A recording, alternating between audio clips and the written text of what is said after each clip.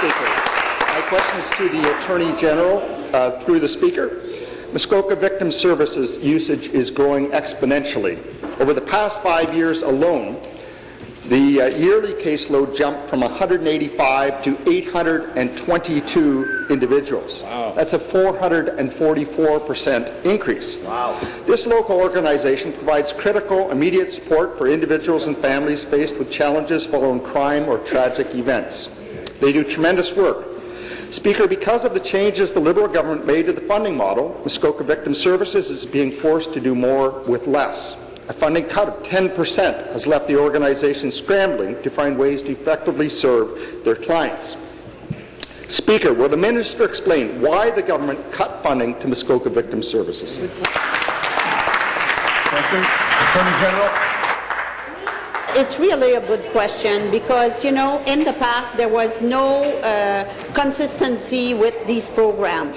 So a few years ago we did review the program, we did analyze it, and we are now attributing the money to the request for service. So, but we know that in rural community and in the north, you know, the population is not there, but they need the service. So we have a special addition in the envelope for rural and northern community.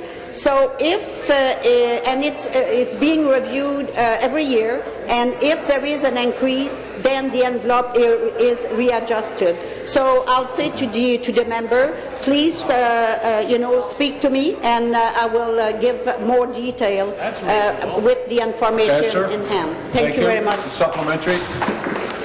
Again, through the Speaker to the Attorney General, as the trend shows, demand is increasing for local services provided for victims.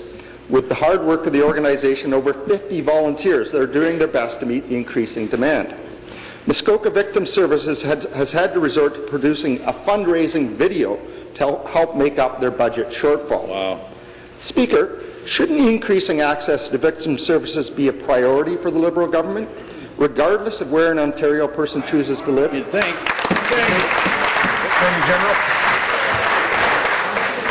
Mr. Speaker, of course, you know, victim services is a very, very important program and support for those who need the service. So that is why in 2015 we created the Victim Crisis Assistance Ontario.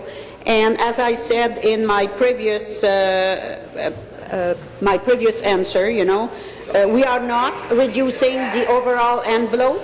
Instead, we are redistributing the funding to meet service demand. And under the new funding model, 28 of the 47 agencies that deliver this program receive an increase.